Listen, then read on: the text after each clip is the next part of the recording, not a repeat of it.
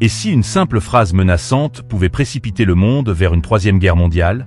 Si un ultimatum de 10 jours lancé par Donald Trump pouvait redessiner la carte de l'Europe, écraser des économies, ou même faire imploser l'OTAN?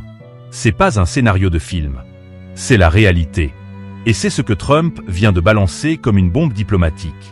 Alors, asseyez-vous, respirez un coup, parce qu'on décolle dans une zone de turbulence géopolitique comme vous n'en avez jamais vu. Donald Trump est revenu. Et cette fois, ce n'est pas avec un tweet incendiaire, mais avec une menace bien réelle. Une date limite. Un compte à rebours, 10 jours. Pas 50. Pas 30. 10 jours. 10 jours pour que la Russie et l'Ukraine signent un accord de paix. Sinon, sanctions massives. Tarifs douaniers punitifs à 100%. Menaces directes. Et pas que pour Moscou, mais aussi pour tous ceux qui commercent avec elle, la Chine, l'Inde, l'Afrique. Tout le monde y passe. Et Trump, fidèle à lui-même, ne mâche pas ses mots. C'est simple. Si vous ne signez pas un deal, vous paierez le prix. Derrière ces mots, l'ego.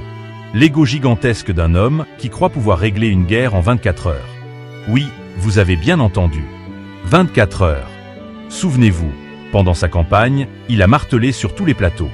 Si j'étais président, la guerre serait terminée en 3 jours. Aujourd'hui, il ne reste plus qu'1 jour. Et elle fait toujours rage. Et c'est un Trump visiblement frustré, impatient, irrité, qui s'adresse directement à Poutine, à Zelensky et à toute l'Europe. Vous avez 10 jours.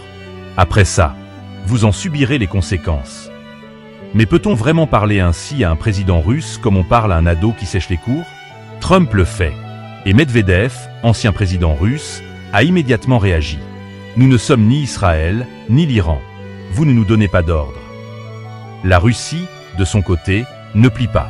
Lavrov, ministre des Affaires étrangères, déclare: notre mission est claire, vaincre l'ennemi. Nous sommes seuls contre tout l'Occident. Et selon eux, tant que 3 conditions ne sont pas remplies, la guerre ne s'arrêtera pas. 1. Zéro adhésion de l'Ukraine à l'OTAN. 2. Pas d'expansion de l'OTAN vers l'Est. 3. Les territoires conquis restent russes. Sans cela, pas de paix, pas de négociation, rien. Et si Trump va au bout de sa menace, on ne parle pas seulement de sanctions contre la Russie. On parle d'effondrement potentiel d'alliances économiques, de rupture avec la Chine, de blocage des exportations africaines. On parle de 100% de taxes douanières sur des pays entiers. Imaginez, la Chine, l'Inde, des pays africains qui commercent avec la Russie, punis. Et si tout ça ne fonctionnait pas, le prochain pas, c'est quoi? L'escalade militaire? Parce qu'au fond, c'est ça que redoute le monde entier. Un faux pas. Une étincelle. Et le feu. Alors, que penser de cette posture de Trump?